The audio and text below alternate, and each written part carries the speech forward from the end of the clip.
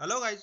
पिछले वीडियो में हमने एनर्जी मैनेजमेंट के कुछ मल्टीपल चॉइस क्वेश्चन डिस्कस किए थे जो कि बीटीआर एग्जाम 2016 में पूछे गए थे। इसी क्रम को आगे बढ़ाते हुए आज हम फिर से कुछ नए मल्टीपल चॉइस क्वेश्चन सोल्व करेंगे जो कि बीटीआर एग्जाम 2016 में पूछे गए हैं।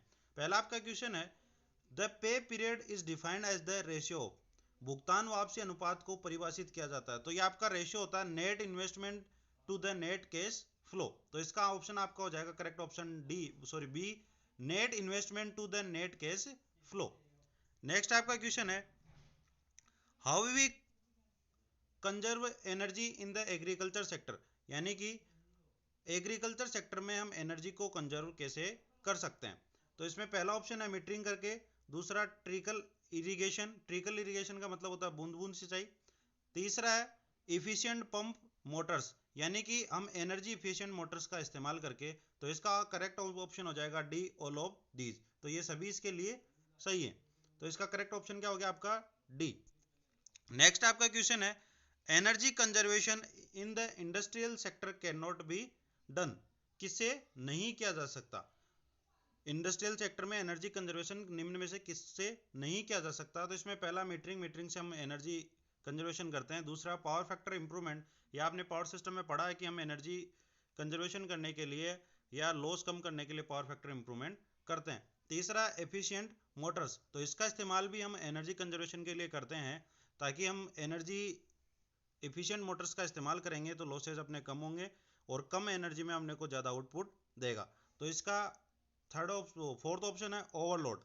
तो इसका इस्तेमाल हम कभी भी एनर्जी कंजर्वेशन के लिए नहीं करते। तो इसका ऑप्शन हो जाएगा डी। नेक्स्ट आपका ऑप्शन है, how energy conservation can be done in domestic sector. तो हम घरेलू इस्तेमाल में हम जो ऊर्जा लेते हैं उसमें हम एनर्जी कंजर्वेशन कैसे कर सकते हैं। तो पहला आपका अवेयरनेस, जागरूकता। तो हम अगर लोगों में जागरूकता लाएं कि भाई कि आप इस तरह से एनर्जी कंजर्वेशन कर सकते हो तो ये सही है।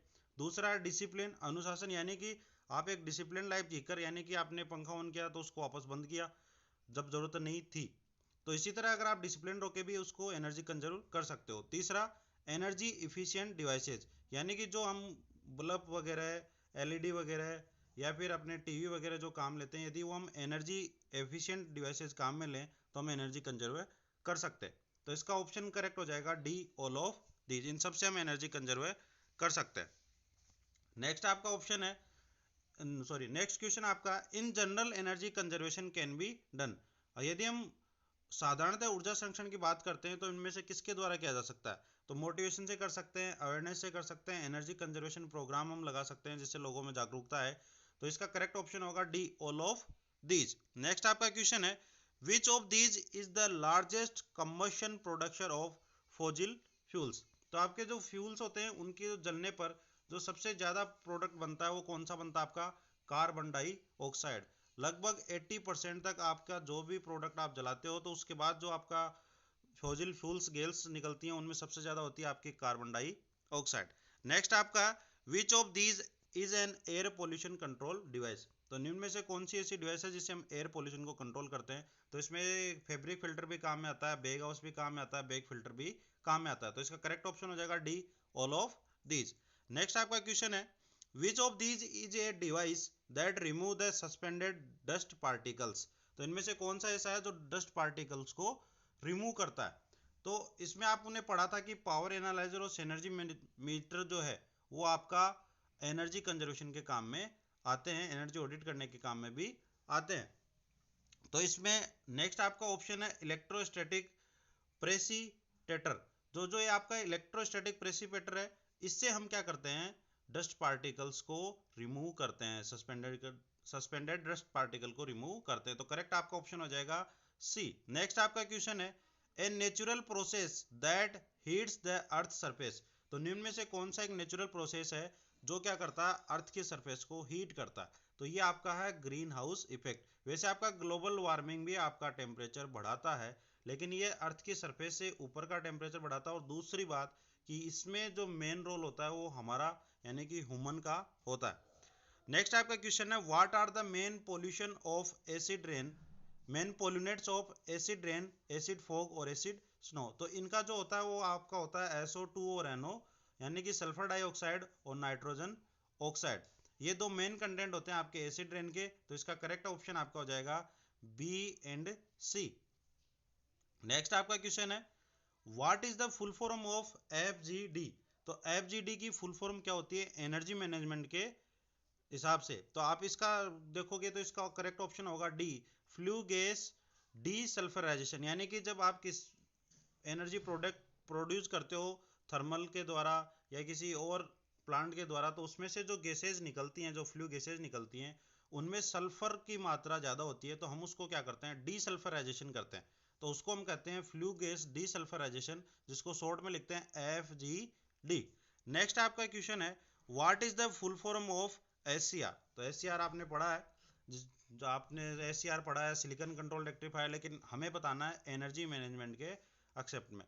तो एनर्जी मैनेजमेंट के रेफरेंस में जब आप बताओगे तो इसका होता है सिलेक्टिव कैटालिस्ट रिडक्शन, यानी कि चयनात्मक उत्प्रेरक कटौती। तो इसका करेक्ट ऑप्शन होगा ए। नेक्स्ट आपका क्वेश्चन है what are the reasons for energy problem. तो एनर्जी प्रॉब्लम के निम्न में से कौन कौन से रीजन है। तो पहला आपका ओवर पॉपुलेशन, यानी कि अधिक जनसंख्या, ये भी है। ओवर कंजम्पशन, ज़्यादा ऊर्जा की खपत करना, ये भी है। Gap between demand and supply, तो सप्लाई और डिमांड के बीच में जो गैप है वो भी इसके लिए रिस्पॉन्सिबल है। तो इसका करेक्ट ऑप्शन हो जाएगा D, all of these. Next question है if power factor is less than unity it will be result in. यदि आपका पावर फैक्टर यानी कि cos फाई लेस देन 1 होगा, यूनिटी से कम होगा, तो आपके इसके रिजल्ट क्या क्या हो सकते हैं। तो इसका रिजल्ट क्या होता है, इसका केवीए की रेटिंग आपकी बढ़ जाती है। कैसे, क्योंकि P इक्वल टू आपका आता है VI cos फाई।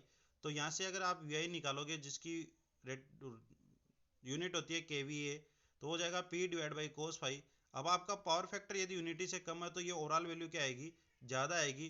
तो आपके जो डिवाइसेज है उनकी केवीए रेटिंग क्या होती है, बढ़ जाती है। दूसरा ग्रेटर कंडक्टर साइज, इसकी वजह से यदि आपका लेस पावर फैक्टर है यूनिटी से तो आपको ज़्यादा साइज के कंडक्टर की आवश्यकता पड़ती है। तीसरा है लार्ज कॉपर लॉसेज, तो यदि पावर फैक्टर कम हो जाएगा तो कॉपर लॉसेज भी ज़्यादा होंगे। तो आपका करेक्ट ऑप्शन है डी, ऑल ऑफ दीज।